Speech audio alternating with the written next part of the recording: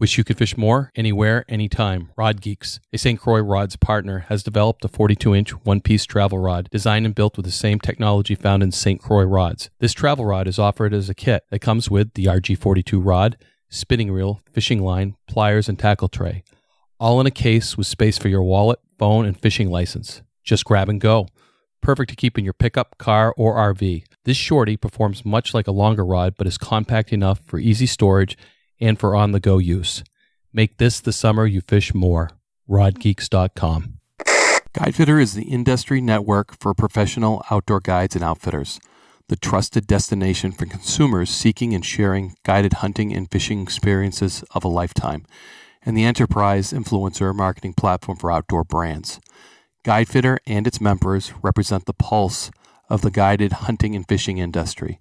Guidefitter's outdoor partners provide discounts to select types of outdoor professionals, including game wardens, members of the military, guides, outfitters, and other outdoor professionals. Over 145 brand partners and counting. Gear across many categories, including packs, footwear, clothing, flashlights, knives, optics, even firearms and ammo. For more information, go to guidefitter.com/wardenswatch. That's Wardens Watch, all one word. I'm Game Warden Wayne Saunders, and I'm a member of Guidefitter. This podcast is brought to you by Maine Operation Game Thief.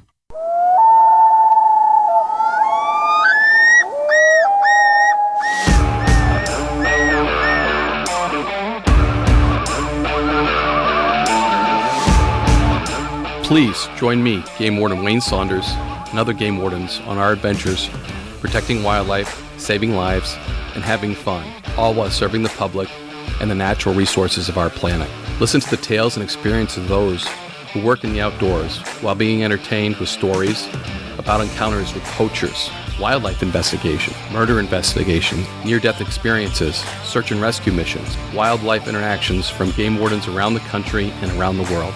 When I retired, I realized I couldn't let go of that legacy, but rather wanted to share the passion, the commitment, and the stories of those men and women that call themselves game wardens. This is Game Warden Wayne Saunders, and this is Warden's Watch. Welcome to episode 27, Sergeant Glenn Lucas, Snowmobile Patrol. And patrol is just not the only thing that Northern Wardens do. It is a huge aspect of a game warden's patrol is a snow machine. If you are in a northern state, a northern area where you get snow, the snow machine is a tool that we use to check fishermen. If there's ice fishing going on, we can, take our snowmobiles right up there to check some fishermen. We can do surveillance from snow machines. And in some states, in a lot of states, that we are the troopers on the snowmobile. We become the snowmobile police. Not in the case for everybody, and some of us do far more than others do, depending on how it works out. Just from around northern New England, I know the degree that New Hampshire does compared to Maine, compared to Vermont, compared to New York, is all relative to activity, snow, and funding. Funding is a huge thing when it comes to fish and game agencies because New Hampshire is self-funded from license sales. Others have general funds, so there are other things, but sometimes we are contracted out to do snowmobile enforcement. By statute, New Hampshire is the primary on snowmobile enforcement. Everybody can do it. Everybody. But we are responsible for snow machine and OHRV enforcement, off-highway recreational vehicle. You're going to hear that a lot. That's what New Hampshire calls it. OHRV, off-highway recreational vehicles. So I know it's a different acronym in other places. OHV. So off-highway vehicles. That is a different way of saying OHRV. Ours are specific to recreational vehicles, and the other ones are off-highway vehicles. And snow machines are an off-highway vehicle. We changed our definition from including them with the OHRV group to including them in their own group. So snowmobiles have their own definition, basically a track, skis, and they ride on the snow. That is the definition of a snowmobile in the state of New Hampshire, and probably the definition of everywhere. In my years, 23 years, I spent a lot of time on a snow machine. And like most northern wardens, I can leave from my house, hit the snow machine trail, and spend all day on a snowmobile. And depending activity, that's what we did. We wrote tickets because we were one of the few states that has a speed limit on our trails. Our speed limit is 45 miles an hour. We built in a cushion here and there, depending the amount of people on the trails, the conditions of the trails. You've heard of that 10 mile an hour buffer that, police give. It's very similar to Fish and Game. We give, depending on the activity and the condition of the trails, we give a buffer too. We just soon have people be well over the speed limit than really close. So that buffer generally on a good day, decent traffic is 60 miles an hour. Can't say that for all the time. The speed limit is 45. If you exceed that speed limit, then you are speeding. Same as the road. The speed limit's 55. You exceed that, you're speeding. Plain and simple. There's a buffer built into that to give or take, so to speak. If there's any doubt that, something could be out of calibration or something, it is usually well over. So that is taken in. And generally, I have never known a radar gun to be out of calibration that we've been using. I had one go bad on me, but it totally went dead. So I never had one that went out of calibration. Using the tuning forks, some of these units that we've been using for 20 years were just very solid units and work well in cold temperatures as well. We also do DWIs on snowmobiles. That's another thing that we see. And we cover accidents on snowmobiles. So accident investigation, and you're going to hear this in part 2, goes in depth into some of the accidents that Glenn Lucas has covered. And Glenn Lucas is one of those guys that really gravitated to snowmobile enforcement because he grew up snowmobiling, he grew up riding the trails. It was his family activity. So he gravitated to that. And I used his like of snowmobiles to generate activity and programs because he put his heart and soul into it. And if something we like, if you like something, you put your heart and soul into it. You spend a lot more time in something you like than you don't like. So use those likes and dislikes. And as supervisors, we should be taking those guys that have particular skills in certain things and putting them in there because they're going to do a better job because they like it. That's not always the case when we put someone that doesn't like something. They don't like to do it, then you're not going to get good results. And just because they're in a certain position they're supposed to do that doesn't mean that you can't use some out-of-the-box thinking and put somebody in there that belongs in there to generate what you need for that particular task. And if you like it, let's face it, you're going to do better. It's just part of life. It's part of our makeup. So Glenn likes snowmobiles. I thought for sure after a few years of enforcing them, because it is daunting. It is daunting. It's spending cold days out there. It's getting called to wrecks. It's dealing with people that aren't too happy, to be honest with you, when they're stopped and get a ticket for speeding. We're one of the few states that has a speed limit. And I will tell you, the reason we have a speed limit is because we had problems. We had too many deaths related to high speeds.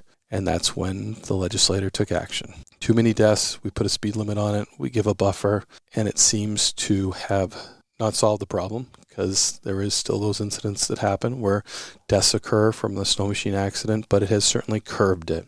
It has sent the cowboys maybe other places. It has definitely honed our enforcement levels, and it's done a great job.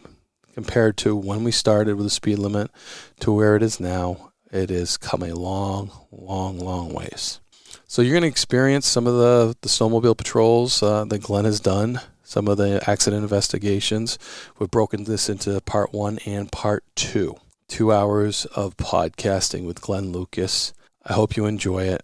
The police in the woods, that's what we are. And we do snow machine patrol here in New Hampshire. Other states use their snow machines to access remote areas, to check fishermen, to do snowmobile enforcement. It's a whole different case. Every state you go to has different priorities and is funded different ways. But the snowmobile is a tool that in the wintertime we use to achieve all those goals off trail. Thank you for listening to Warden's Watch. Please like me on Facebook, follow me on Instagram, and help me spread the word. If you like what you're hearing, please let your friends know that are like minds and enjoy this podcast. Sergeant Glenn Lucas, Snowmobiles.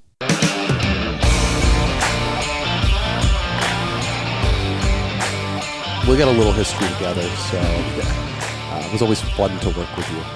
And whether it's sleds or, chasing poachers or chasing fish poachers or ATVs, you always gave me a challenge.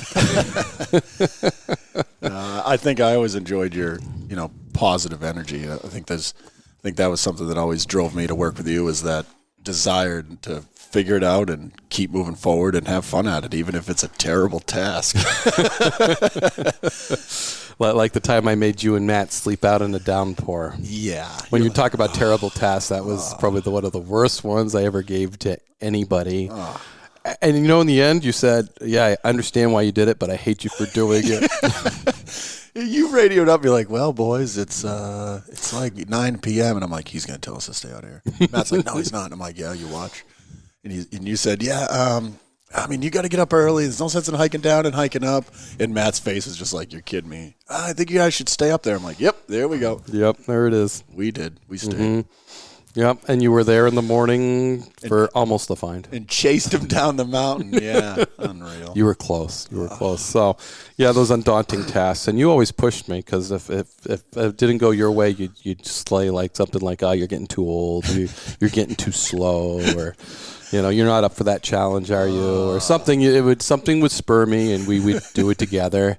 And there's no difference with snowmobiles. So whether it's enclosed trailers to this, one of the most awesome things you did 90% is the snowmobile training that you do for other wardens. You did for us. You did. There was a hole there because there's so much to learn about snowmobiles.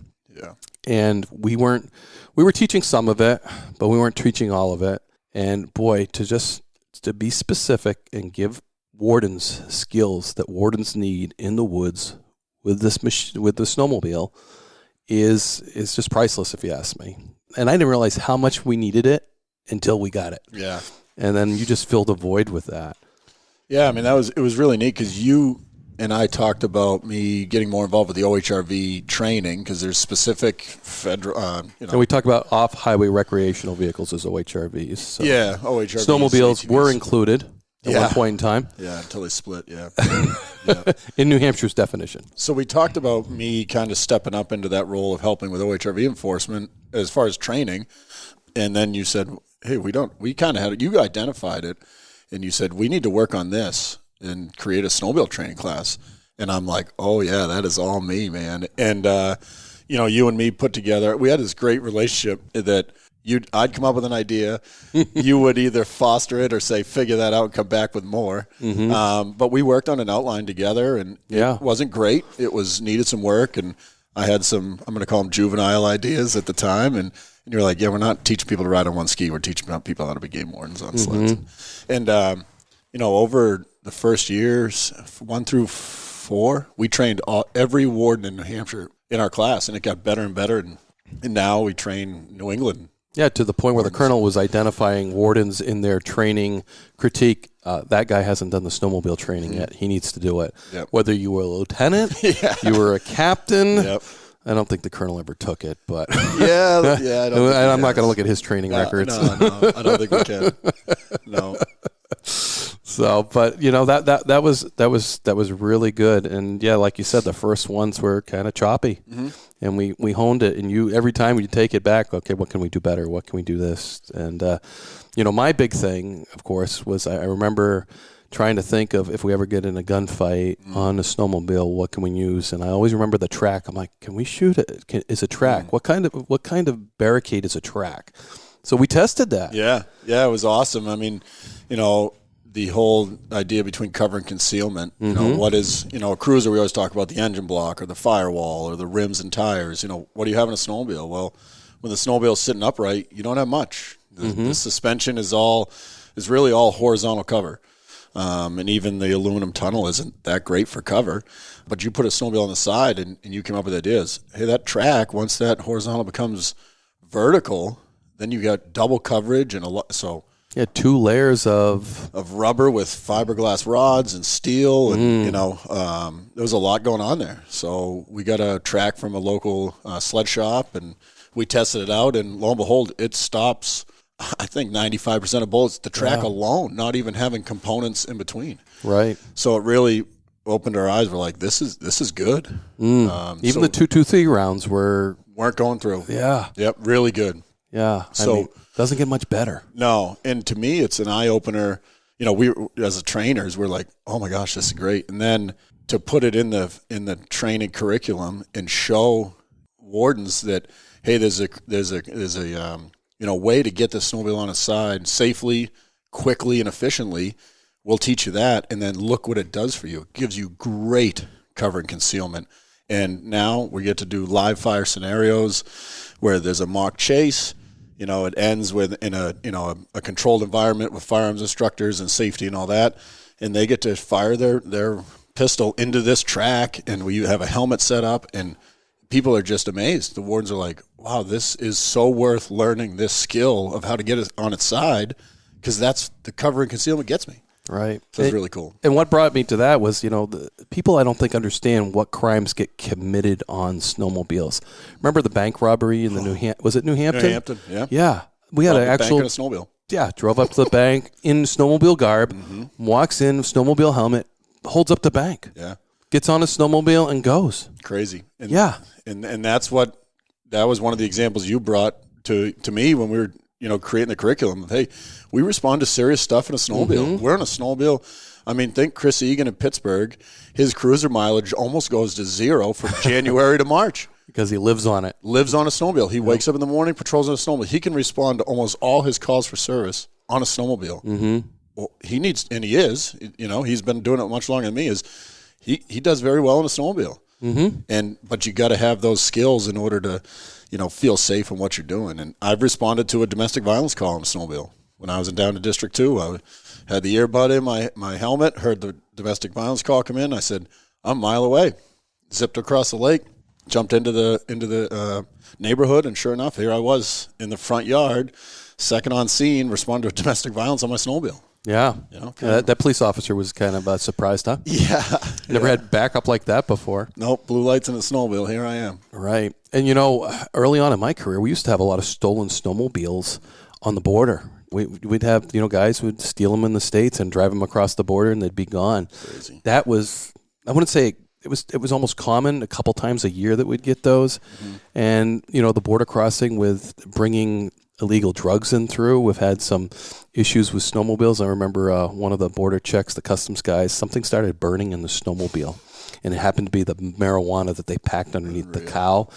And to my best recollection, and I think it turned into a shootout where the guy retreated back across the border, and there was gunfire exchange between the two of them. Scary. Yeah, so it's it's a reality, especially with our northern border, because we get a lot of snow, whether you're in your Washington state or whether you're in Maine or New Hampshire. That's a reality to us. So, and like you said, Chris Egan lives on a snowmobile in Pittsburgh. Yeah, and I think one thing that we really stressed is not just the riding. From my point of view, is in order to become better at what you do, you really have to know how things work. Pulled in Kevin Whiting, who's a certified mechanic, and the class starts with the very basics of understanding why your snowmobile does something.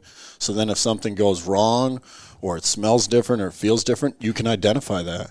And the reasons if you know why your sled does something, you know its capabilities and its limits. And I think that starting off with that, and then basic riding skills, and we can kind of separate advanced riders with novice riders. And, we really try to cater to the officers' capabilities and push them just beyond the limit, but still keeping them in the safe zone of, learning new skills. And those parts wear, and it's so important to understand what to identify when it wears and how it wears. Yeah, and it's tough because the snowmobile, a lot of it's underneath. The most important part are skegs and studs, really. Mm-hmm. You don't see them. If you don't know to tip up your snowmobile and look, that's a wear item, and it's like tires, but everybody sees tires because the top is eventually the bottom. In a snowmobile, the ski stays on the ground, and you don't see it. So you have to know how to maintain these things so they can perform at the highest level because it's your life.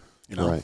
It's got to turn. And Warden's set up there. Let's talk about setting up a snowmobile because, again, you taught me that. When it came out of the box, I just wrote it as is, and you taught me how to set that up. Even for somebody that's not a game warden, to set up your snowmobile, according to you, is so important, too. Yeah, so important. And people in general don't usually read the owner's manual. There's a lot of friends. It goes. Friends wait a second. I read all the manuals. No, you don't. Someone like my brother-in-law does, but we don't. The snowmobile is so specific. It's not like a car. You get in it, you adjust the seat. Well, why do you adjust the seat? You adjust the seat because you need to reach everything safely and quickly, and the comfort. Well, it's the same exact thing with a snowmobile. You have to adjust it. Suspension, springs, handlebar position, seat position, windshields, all that stuff is really important. Mm-hmm. And if you don't know how to do it, it's not going to perform at its highest level. Or it could perform in the total opposite, very unsafe for your weight or your height or whatever. Right. And a lot of down pressure on the skis, as wardens, we like a lot of down pressure on our skis because we like it responsive on the corners. Yeah, and it's more of a workout, but we're supposed to be in good shape. So a little bit of harder steering trade-off is really good control. So that's important to us. We ride in the worst conditions. Sometimes it's really deep snow. We're patrolling off trail looking for trappers, or we're running on an icy lake checking ice fishermen for a whole day. Well, when it's really icy, you got to lower your suspension for the day. You give up a little performance, but your machine's not going to overheat. So there's a lot of those things we try to discuss and cover in the class to cater to each and everything we do in a snowmobile when it comes to being a warden. And a lot of wardens bring a lot of different snowmobiles to the class, right? Yeah, so we've had 550 fans come through that are, a Tundra type, which is just more of a trapper's backcountry sled. And then we've had, 1,000 Mach Zs come through for the Border Patrol. And that was caught in a drug bust that got turned, confiscated. But, it's a very specific trail sled. So they have different capabilities, and we can cater to that because we have Eric Fluette, who's a backcountry rider, travels, Midwest and snowmobiles off trail. He's my off trail. That would be out west, not Midwest. That's flat. Midwest. Midwest is flat. You said Midwest. Did I say Midwest? You did. Where's the Mason-Dixon line? Oh boy, yeah, he goes way past that. Way past that. He's Colorado, Montana. I stay in New England. Yeah, he's out there. So he goes to the west, but he's definitely the off trail guy, and he can cater to that. But even an on-trail sled does have capabilities off-trail. You just have to... I've seen you do a lot with an on-trail sled that I wouldn't dare do You sometimes tease me because I think you're going to get me caught or used to want to get me caught. I got a few pictures of you stuck, yeah. Yeah, just a few. Just a few. But no, the class is really fun to teach because... and I've learned stuff from people that have showed up to the class, and that's what I think is really important. It's not a death by PowerPoint. We don't show up and sit in a classroom. It is hands-on, talking about it, open dialogue. What do you think? Ask questions. It's a place where you can feel comfortable and say, well, I've never known that. But also I've had guys say, hey, I learned this trick. And I'm like, wow, that's great. I never learned. And now I teach that in my class. So right. To me, when wardens get together, it's a great environment because we're not afraid to talk back and forth. Ideas, don't like that. Well, I don't think that'll work for me. Can you show me another way? Yeah, sure. Right. Or driving deep powder, if we have that ability during that time frame, is a pretty cool thing to have. That's certainly using your ski as a rudder, so to speak. That was different. Trying to do that, I was not the best at that either. Yeah. Yeah, it's kind of a neat idea is the whole, when you turn left in deep snow, as far as steer left, you actually turn the handlebars right, and that keel of the ski on the left side that's digging into the snow acts just like a paddle in a canoe. And every warden should know how to run a paddle on a canoe. Right. That whole J-stroke, it's acting like a drag, so it's pulling you left even though you have your handlebars turned right. And it's a weird thing to kind of understand, but when you can balance your throttle and your ski position and you're like, wow, that works really good, then you can start building on that and becoming an even better rider. And the snowmobile trend, building them is going off trail, deep powder, that type of stuff. Yeah, it's big business now. The cool thing used to be the Mach Zs and SRXs with triple pipes and go 100. Fast sleds. XLTs, yeah, that was cool. Fast and hard, 200 miles a day. How many miles could you do? Now it's how big can your paddle be on the snowmobile track, which is your profile, the big lugs. The dig in to pull snow up so you can get some grip. How loud can they be now is the big thing. I got behind a mountain sled just the other day, and the furrow it left in the trail after it was perfectly groomed. Yep. I'm following this furrow down through, and I'm like, the world has changed since when I started, back in '95, and I think I saw the heyday of snowmobiles, and you were growing up in the area, and let's go back to the beginnings of snowmobiles for you, because this has been a lifelong thing for you. Yeah. I mean, snowmobiling to me, I grew up in the Lakes region, and in the 80s, we used to have real winters down there, 80s and 90s, and it was a family event. Families, all my uncle, I got a huge family. I got 36 first cousins, 20-something aunts and uncles. Wow. They would all come up, or most of them, in snowmobile. It would be a bonfire in the front yard, kids riding around how to learn. The uncles would go off for a ride. It was a big family event, but it was more than just riding a smoky snowmobile. It was being with family and having fun with it. Mm-hmm. Smoky snowmobile. That's because those are gone. Yeah, because we were adding oil into it, and it would, the days of me getting done and that smell and the noise and the brah brah brah all day long. Yep. That was the beginning of snowmobiles in the '90s, and the heyday. I think late '90s, early 2000s was. Yeah. We saw some of the highest registrations here in New Hampshire. I'm not sure what the stats were nationwide, but there was a lot of snowmobiles being sold. Oh yeah, and that's uncles would come up and we'd snowmobile from the yard. I started on an old Polaris. My uncle would teach me how to ride it, and I remember he just jumped off the back one time, and there I was riding alone, and thought it was just the coolest thing. You're allowed to drive when you're a little kid. How old were you, Glenn? Probably riding. I'm going to take a guess of like 5 or 6 is my guess. Mm-hmm. And it was really important to me because you want to be like your uncles. They're the big brothers. I never had a brother, and my sister never cared much about snowmobiling. She was a bookworm. Still is. She's still smarter than me. But that was the thing. It was just wanting to be with the bigger guys. And you're doing that with your kids too, aren't you? Oh yeah. It's the best thing ever. I'm that guy that bought 2 little snowmobiles for my kids before they could even walk. Yeah, I know. Which is when to hear you talking about your uncles jumping off the back of the snowmobile, I'm like, he's doing the same thing. Oh yeah. It's really cool. But I remember, not off topic too much, but my uncle saying to me, "Don't live your life through your kids. Give them the opportunity to snowmobile if they want to snowmobile, and they'll tell you. They'll know it." So I don't push it, but I have every opportunity for them to, same with sports. But snowmobiling is really important to me as far as family and friends, and so far they both love it. So I'm lucky. Well, it's in the genes, isn't it? That's right. I just remember. You got a funny story about your mother, don't you? She likes to drive a little fast, doesn't she? Yeah. So that kind of starts the first part of that is where we used to snowmobile all the time when I was a kid. Probably in middle school, my parents were able to travel a little bit to snowmobile, adventure out away from home. And we came to Nash, which is the biggest state forest in New Hampshire. And it's now my patrol, which is really cool. But so in the 90s, we would come to Nash, wake up real early. A friend had a camp on the state forest land. We'd unload and ride all weekend, ride all day, and then go home. So, we were the travelers. So fast forward 20 years later, I guess, 15 years later, got hired, spent a little time in a different patrol, and then had the opportunity to move up here. And I remember looking at the map, and then Lieutenant Doug Verlinski's like, "I'd really like you to take the Barrel Patrol." And I'm like, no. And I said, "Lieutenant, I can see that the Lancaster Patrol's open." "Well, we don't really need anybody over there." I'm like, "Well, if you want me in District 1, that's where I want to be." "Okay, all right." And I remember telling my parents, "Mom, I'm going to patrol Nash Street where we rode for years. Like fished there, hunted there, snowmobiled there. It was just awesome." Mm-hmm. So yeah, to start the story of my mother, I get assigned and work with you that day. Your big thing was get out early, catch them when they unload for the parking lot.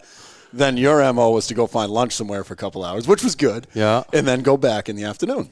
So that morning we set up in your favorite spot, and you're like, "All right, get ready." You had the radar gun, and I'm the new chase guy, hot to trot. Here comes a sled, nice and slow. And I'm like, "This sled looks familiar."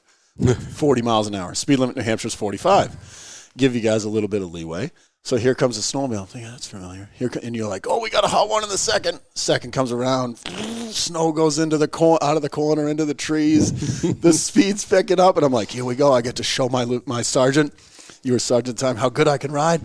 And you're like 55, 56. And usually, depending on traffic, we ride at 60 and up. And I think that snowmobile got up to like 59 maybe. And as the first sled passed and the second one came into focus, I'm like, oh, crap, that's my mom. Oh, yeah. My mom went by at 59, and my dad was doing like 40-something, of course. And Dad was going so slow that he stopped in front of us. Do you remember? And my mom zipped by. And I remember thinking, oh, good God. So Dad's yucking it up with us. And we're sitting there, 10 minutes? Yeah. My mom don't come back. I'm like, what happened? Finally, she comes back. She's like, hi, boys. I'm like, Sergeant, this is my mother. Mom, this is my sergeant. She's like, am I getting a ticket? I'm like, no, thank God, no. She was close. Oh, she was close, yeah. Didn't hit the threshold that day. No. Certainly drives a lot faster than your father does. Yeah. No doubt. That's a kind of an unusual thing, too. Most moms my wife would be hanging back a lot further than I would. Yeah, so. And the great part is it reminded me of all the times where Dad would work a lot, and sometimes weekends to make some extra money, and Mom would be like, let's go snowmobiling, just you and me. And I'm like, heck yeah, because that means we snowmobile about 15 miles faster than I would with Dad, miles an hour faster. So snowmobile with Mom was always a little faster, which was cool. Yeah, no doubt. And I always like that story you tell about, and I got to bring it up, I got to bring you back to down River Road and Bridgewater and getting on your sled and the lawn and stuff like that, because it's one of my favorite things to tell me that you were born to snowmobile because it was your goal. Well, you might as well tell the story. Yeah, so I think it was when it was probably like 10. I had saved up some money, and Dad purchased half, and I purchased the other half of a little Yamaha snowmobile. And great lesson. Every new every new snowstorm, I would take out my snowmobile and ride around my yard. My parents had about an acre of field, and the goal was to pack down every square inch of snow so that it was flat and I could prove that I rode everywhere in the yard. And I did it. That was a goal that I had, and it was a good goal as a 10-year-old. Yeah, no, I love that story that I can see you doing that because I know you. Yep. I know you so well, and I can see Glenn at 10 years old saying, I can hardly wait to get home. We just got snow, and I got to pack everything down again and wait for the next snowstorm to do it again. Because you were kind of like that as a fresh dog. Can I get out there and get it? It's fresh snow and get out there and ride. And you were definitely so. But the snowmobiling as a warden, I mean, it certainly changes your perspective from going from a recreator as a snowmobiler. To be honest with you, I thought you'd lose your love for it. Yeah. I kept expecting it every year because it certainly, I remember my first year up, I bought a snowmobile. Yep.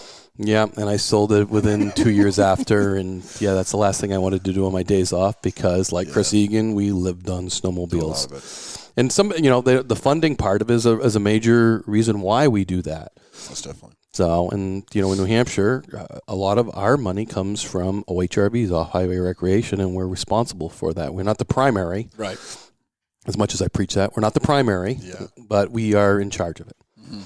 We are the primary. I take that back. We are the primary, but everybody can enforce it. So, but we are the primary. We are the responsible agency. So, and that's a reason why we spend so much time and so much effort into it, because it's a money source for us. Yeah. And I think, I got a lot of grief over the years, my earlier years, for being the snowmobile guy, and you won't like it for long, just like you said. And I definitely have changed a little bit on the job as far as dealing with snowmobilers. It may sound wrong or bad, but I definitely do not like it's not really a sport. I don't like the riding aspect any less. I could ride 1,000 miles tomorrow and enjoy every mile. What wears on you a little bit is the attitude of people. I think that's, this is the line I use amongst wardens is usually, I don't dislike the sport. I start to just dislike the people sometimes. And I'm not blanketing everybody, of course, but it's the people that have the attitude and think they're privileged and they just don't learn. And, that starts to wear on you a little bit. I think that what has carried me through a lot of hard times or aggravation with people or places or things is it is what it is. Positive and move on. You could be frustrated for a day or two, but in the end, and I think I learned some of that from you and from the police side is just, hey man, another day. Let's do it. Forget about that guy. Right. The next people can be amazing people that, maybe sped a little, but they're hilarious. They're great to talk with, So it's the people that wear on you a little bit, but I still love to ride. Yeah, no, that's certainly apparent. So, but getting back into that it changed into coming. Let's start when your first patrol was kind of a snowmobile patrol when you weren't in District 1. Yeah. So you were assigned to District 2 on the Maine border there for a little bit, huh? Yeah. And they get snow there. They get snow there, and this is a common story that comes up every once in a while. Yeah, and you had some excitement there. Yeah, so I was young. Warden, very new. Very new. I got hired at 21 years old, right out of college. I'm assuming that there was a shortness of applications during that time period. So they were like, I guess we'll give this kid a try. He's awful young. Someone must have liked you on that oral board or something. So thank God, Lieutenant Wayne Saunders, then Sergeant. You weren't even Sergeant then. You were not Sergeant when I got hired. No, you're right. Yep, you were just Wayne Saunders. Just Wayne. CO. You've never been just Wayne. Can't keep my mouth shut, Wayne Saunders. You've never been just Wayne. But yeah, so I got assigned after my full trainee year. So 2008, after my year, I got assigned to Wakefield Patrol just above Rochester, New Hampshire, on the Maine border. A lot of lakes. It was a good area to learn. Plenty of hunting activity, plenty of fishing, and when there's snow, which there is, it's pretty good snowmobiling. Mm-hmm. So, being a border patrol, you could legally drive into Maine, and in this specific day, it was a Saturday or Sunday, I was working a pond that is split right in the middle by the state line. So, where I came in from Maine, I had to walk from Maine into New Hampshire on the pond and check fishermen.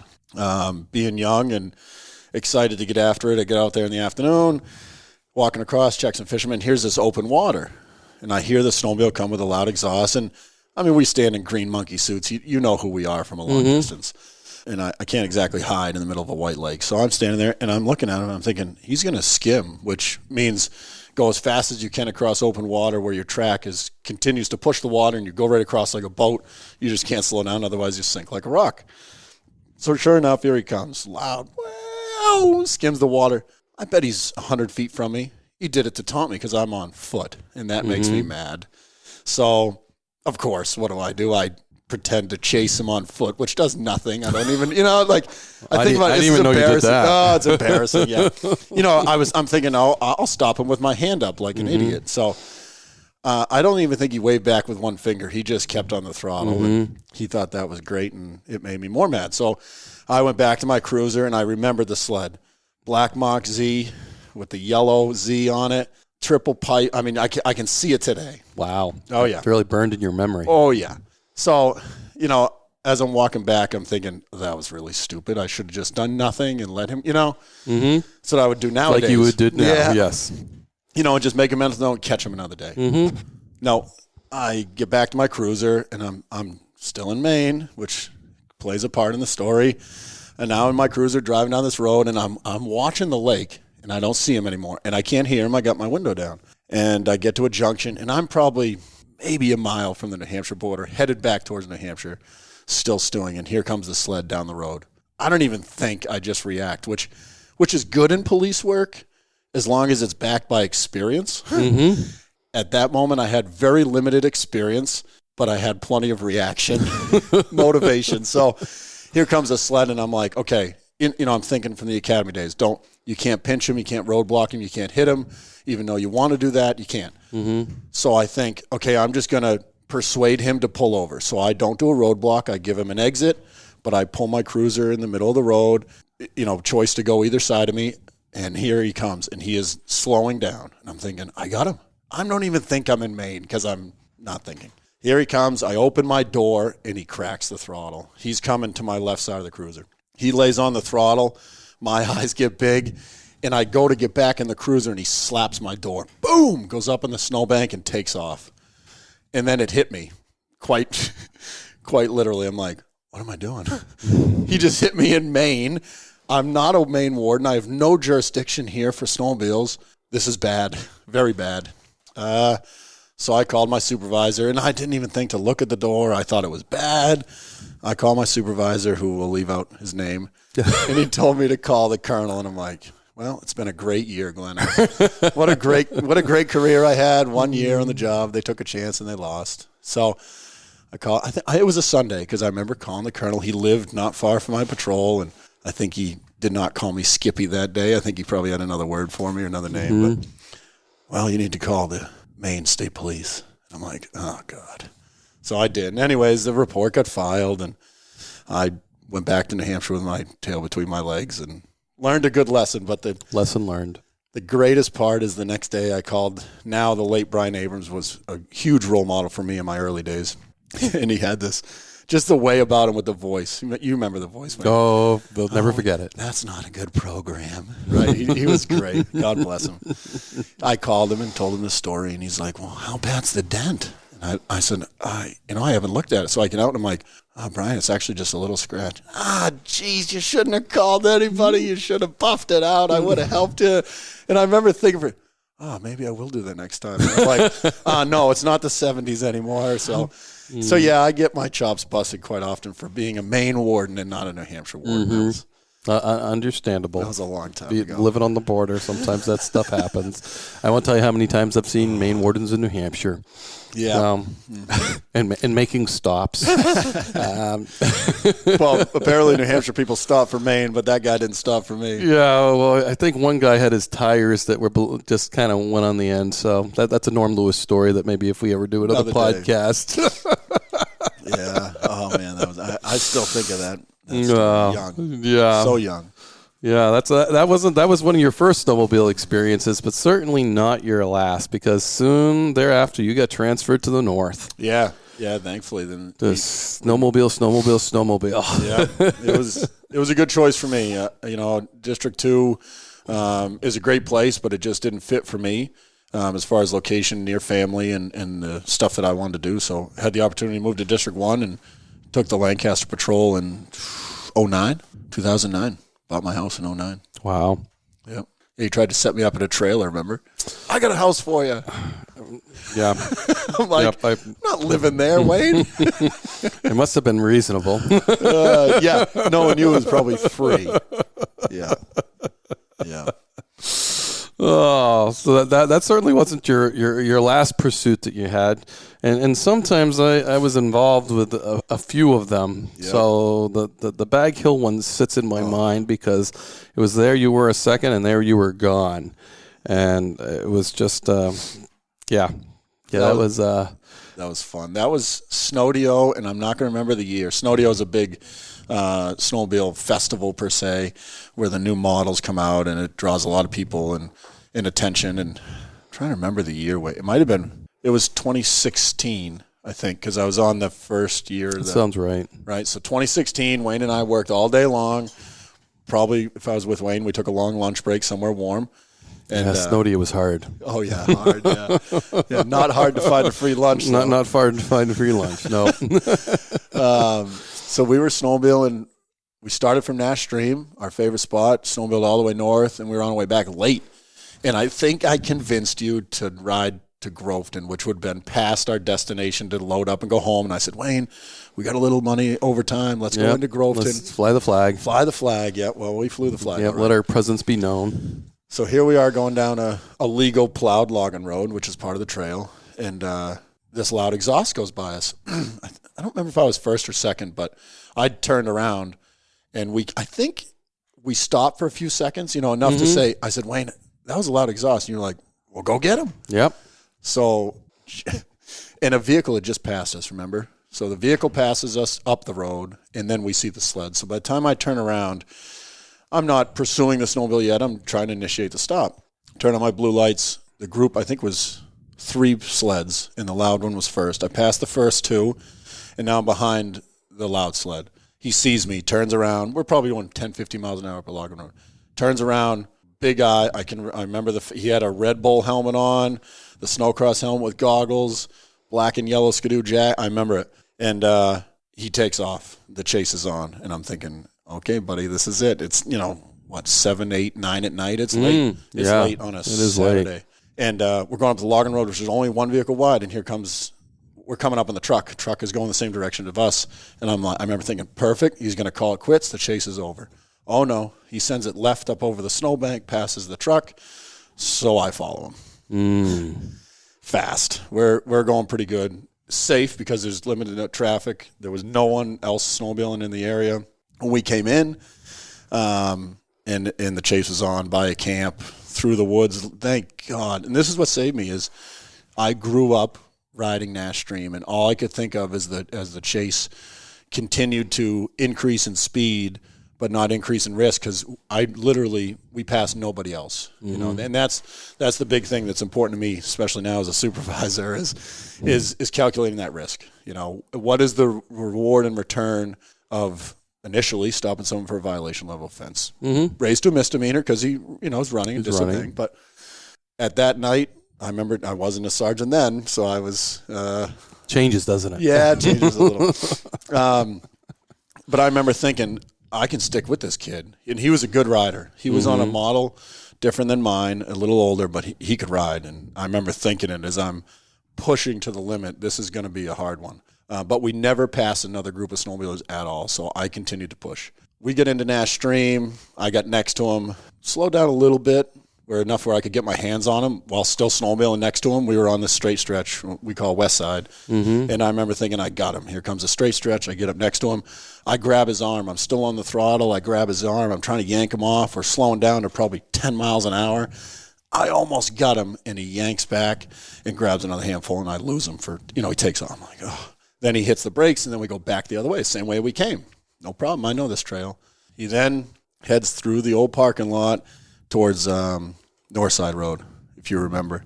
And I'm thinking, the road's coming, and I know it, and this kid is ripping. So I start slowing down, and he launches off this snowbank, clears the road towards the apple trees, blue house. Yeah. And I remember thinking, I got him. He's going to crash in nice deep snow. He's not going to get hurt. Wayne's going to be proud of me. This chase is over. Oh, no. He keeps going. Now he comes back out into the road, and we go miles down this plowed road that's not legal to be on at a high rate of speed. Again, never passed a vehicle, which was in my favor because I hate to lose. I totally hate to lose. So eventually down this plowed road, he ends up crashing into me, kind of bumps me to get me some space, and I hold my ground because I steer not into him, but I see it coming. And he launches up over the snowbank and goes off on foot. I don't know that I've ever had so much adrenaline in my life. I mean, to bounce forward, it was a 15-mile chase at a high rate of speed with low risk, medium risk. Yep. So now I remember, as I was chasing, I remember thinking, Wayne has no idea. I can't get out on the radio because I can't focus on anything else but this trail and him. And I just remember thinking, I need help. This kid's on foot. I don't know who he is. Does he have a gun? Is he a felon? Is he going? I don't know. So I get on the radio. I'm yelling for help. And I remember all you were like, where are you? Where are you? And the radios were decent. And I told you where I was. And, right? Did I? Yeah, and then he was off on foot. Off on foot. And then I think I lost communication with you because you were on foot. I decided to go on foot. Yeah. There was no one around, and I said, I'm not losing this kid. I got a lot invested in this as far as, time and effort. So I start chasing on foot, gets to the upper Ammonoosuc River, which is a flowing river. I'm not saying it's iron will flowing, but it's moving, and I make another decision. I look at it. It's frozen. He crossed it. You're tracking him now. Oh, yeah. I'm in the woods, and I'm tracking it. Thankfully, it was in a wooded area where I don't have to deal with other foot traffic, but I'm tracking him. So I decided to cross the river. I did have a float coat on, which is good, but moving rivers don't help you much when you go through. No.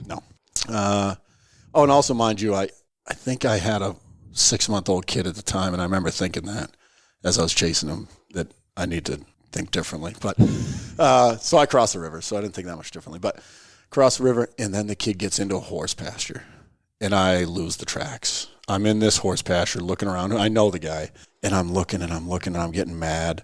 And it hits me. Stop wasting your time inside the horse pasture. He isn't in here. Go to the outside, right, and find his exit. And that's about the time I think I called for the fire department to get the infrared cameras out. Yep, infrared came out. Troopers come. Locals come. Yep.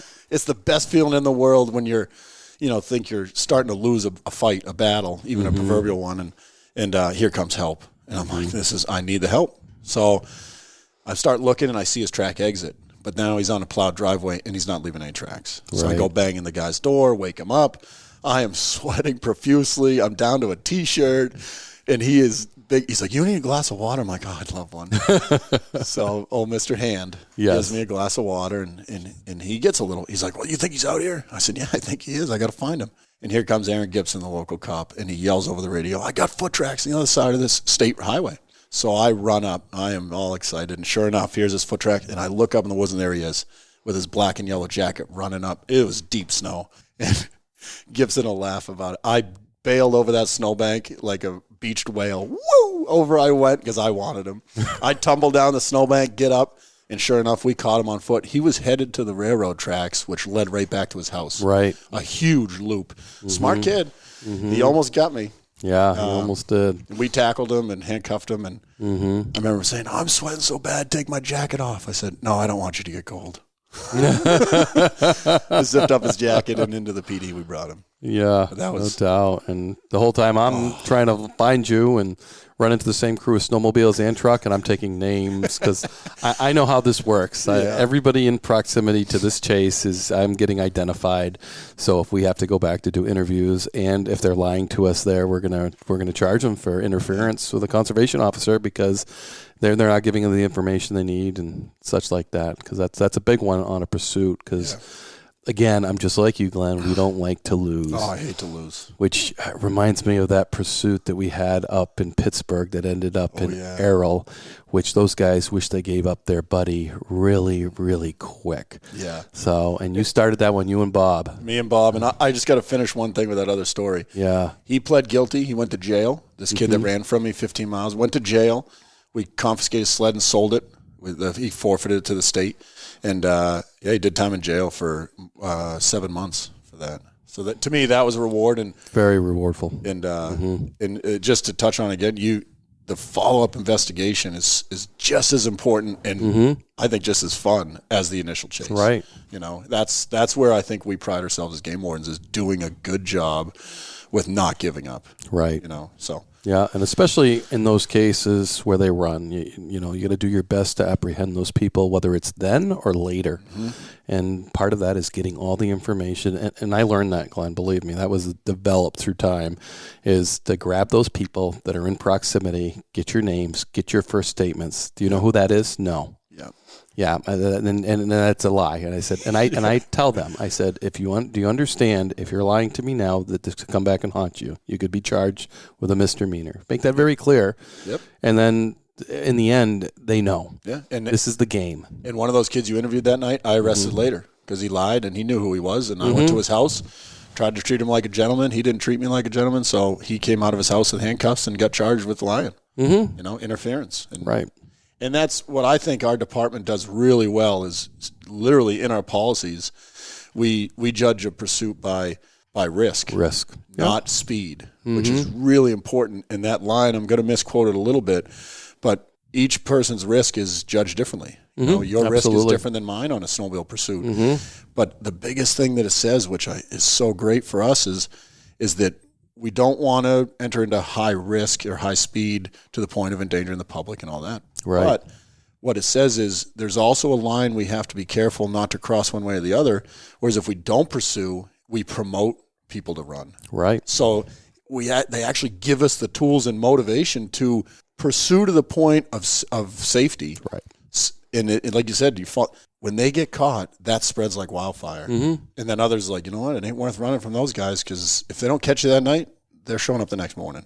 Right. So to me, the department does a really good job with allowing us, hey, we're giving you the tools, stay within the parameters, but work hard at it. Right. And having radios to communicate with other wardens in the area is essential, especially on this next one we're going to talk about, because the radios were the key. And I used to hear that when I stop people, you got radios, I'm going to stop because I know you're going to call it in and then we're going to get caught. So it's not going to be worth it. It's just, it's a simple ticket to be stopped and rather than a pursuit. Yeah. So, but that one in Pittsburgh was classic. Yeah. And it's calmed down a little bit, but we have, we call it Reciprocity weekend, where Maine, Vermont, New Hampshire share a weekend where if you're registered and legal in one of the 3 states, you can ride in any of the other 2. And this weekend, I'm pretty sure it was a February weekend. Mm-hmm. It might have been the same. It was a year later, maybe. 16, it's usually the end of January, just beginning. So January? It's the last weekend in January, generally. So Bob Mancini and I are working Pittsburgh detail, which is an extra detail. And we had a lot of people in that area because I think it was probably the only snow, and it was just for the amount of people we had. I think you're right. We had quite a few guys working the activity, and Bob and I are working radar in Smithbrook, and Bob thankfully has come back. Yes. So he left for a short stint and came back, which is a good asset for us. But we work really well together. I'm motivated and he's motivated. And we haven't had an Indian leg contest to find out who's more motivated, but together we make a fun team. So yes. We're running radar, and here comes this group of guys, and they're in their 50-mile-an-hour zones. And here comes this orange sled, pops out to what we're looking at is the right side, but he starts passing people on their left, 60, 70, 80 miles an hour. We got him on radar. We pull out to chase him. Bob went first because I was holding radar, and immediately I recognize this guy don't want to stop.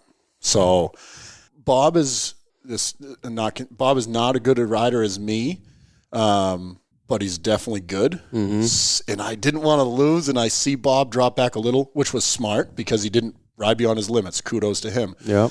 I wanted to be that guy that could get him, so I stuck with him a little while. And just as you said, it hit me. I'm like, okay, I need to start the investigation because this is not a chase we're going to win. Right. This kid could ride. I'm going to let Bob stick with him, do the best he can. I'm going to transfer to be an investigator. So that big group of guys he passed, here they come, and I stop them because they were in their 50s. So technically, legally, I could stop them and give them warnings or tickets if I really wanted to.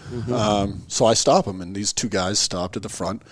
And we had a little discussion on who the front guy was. Oh, we don't know. I don't know who that was. Oh, really? And we just met him and just jumped in riding today. I mean, it's actually so sad the excuse they come up with because you're like, because they're all the same. All the same. Come up with something different, and I might believe you. And I'm just, I was a little heated, but not crossing a line. And I shared with them that I was not pleased, and I took their information. I wrote them written warnings for speed, and I said, if I find out that you knew this guy and you're lying, we will meet again, and I will arrest you. Oh, no, I understand. Okay, you have a good day. Mm-hmm. And they took off, and at this time, it must have been before I stopped these guys. I jump on the radio and give out a blast to everyone. Hey, this is the Sled. It was an orange Crossfire, loud can, all orange. I think he had all black on, but I don't remember the exact. But I gave the best description I could. And I heard it. Yeah, absolutely. You did a great job. And I said, Mancini's still pursuing, headed southbound of Smithbrook by Tin Camp, blah, blah, blah. So now the adrenaline's starting to come down a little bit, and you're thinking, okay, what do we do next? So I start riding south. I meet up with Bob. He is beyond mad. He cut the chase, which was smart. Yeah. Reciprocity weekend, there's thousands, no exaggeration, thousands of sleds around. He probably passed more than a couple dozen in this pursuit, and he realized too busy, not safe. Yep. Good work. I called it. Yeah, absolutely. Thankfully, 20 minutes later, after Bob and I are stewing and waiting, Officer Matt Holmes and Bill Boudreau come on the radio and say, hey, we just stopped a sled with that description, a stop and ID, and he told us that he was staying at Acres Pond Inn, I think. Right? Not Acres Pond Inn. There was a house that they had rented next Eagle's to Nest. it. Eagle's Nest. Eagle's there you go. Nest. Yep. And I immediately started thinking, is he really dumb enough to give the information? Give the correct one. The correct location? Yeah. But that's what we do. Right. So you were the supervisor. You must have been LT then. Of course I you was were. lieutenant, yeah. So you got involved, and you were the organizer. And it was just, I think that's the biggest part of the job, no matter snowmobile or hunting or fishing, is the drive that everyone has, and then someone steps in like yourself, the organization, and, okay, you have the experience. Glenn, you do this. You and Bob, okay. And I think you initially assigned me and Bob to do something else, and I was like, come on, you got to let me go. And you're like, okay, you go there. Matt, you do and you guess you came in with that level head, calmed us down for starters, and we divided and conquered, man. We did. Oh, it was. We did. We were to the point where we were going to lock the place down for a search warrant. Yeah. So we went. We rode. Bob and I rode there. I think with Billy and Matt. Mm-hmm. You went with a cruiser. I did, yeah. Called Eric Fluette and said, come with a trailer. And our eggs weren't in the basket, but we were ready for anything. We were ready, absolutely. You know, and sure enough, Bob and I show up at this camp, and under the porch with a cover on it, in plain view, when we pull up, I can see the orange skis. And I'm like, oh, there it is. And you can see it's warm. The cover was frosty, and there's steam coming off it. We knock on the door, and, of course, no one answers. Now it's getting dark. We call trooper comes in. What truck's in the yard but a lettered business truck with the last name of one of the two guys that says, oh, we don't know who that guy is. Like, isn't that convenient? Group guys show up. And this is where you probably have a little more to add with, you know, the guys showing up. And someone interviewing someone in the house and drugs came in? I don't remember all that. Yep, actually, we were invited into the house, and plain view is laying on the table is some marijuana. So Bob actually was the initial officer on that. He was we got a problem here again. Yeah, we got the problem we're talking about, and now the problem on the table here. So, and we're to the point we're going to lock this down. You know, it was plain view. He was invited into the house to have a discussion, and we're going to probably lock this down if we don't get cooperation from him. And then those other guys roll in. Yeah. The ones that you guys met on the trail that didn't know. Oh, yeah, actually. So the big group of guys, they didn't come in yet because we had already left. Because remember, they called us. So a trooper and I couldn't remember in the house stuff. Trooper and I jump in the cruiser to start looking for this guy on foot, our initial guy in the orange sled. Sure enough, I'm in the passenger seat, and we look just up the road as that storage unit's in Errol. We're in Errol, and this kid's walking. It's like 5 below zero at 6, 7 at night. It's dark out. And the trooper's like... In one of the most remote towns in the state of New Hampshire. Yeah, no police department. There is. It's a one-town... This isn't a very common thing for anybody to be walking after dark. Yeah. So we stop the cruiser, and the kid starts running. I think detectives call that a clue. So we turn the cruiser around. He's now running down the yellow line of a state road. And like you said, a town where not much happens. There's no cars, except for us. And if he steps over the bank, he's in 3-4 feet of snow. Yeah, so he's running. So the trooper pulls up beside him. He's still running. We bail out. We're chasing him down the middle of the road, yelling and screaming at him, and he's still running until the trooper yells, "Stop or you will be tased." The kid went down to his knees on his belly and said, "I'm all set." We went up and handcuffed him. Sure enough, it was him. And we took the sled. We arrested the kid for the marijuana, and we went to the PD. Celebratory. Everybody's excited. We got him.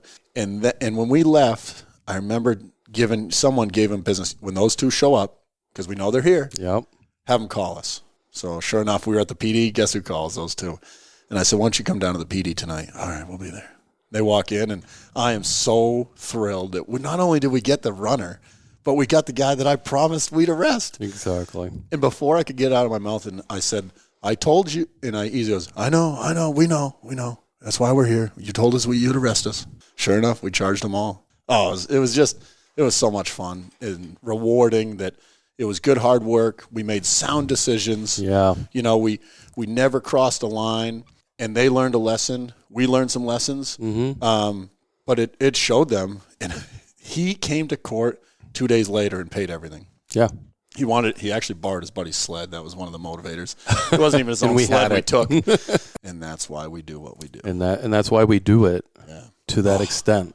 So thanks again for listening, and stay tuned for the next podcast, episode 28, in 2 weeks, where we're going to conclude Sergeant Glenn Lucas, Snowmobiles.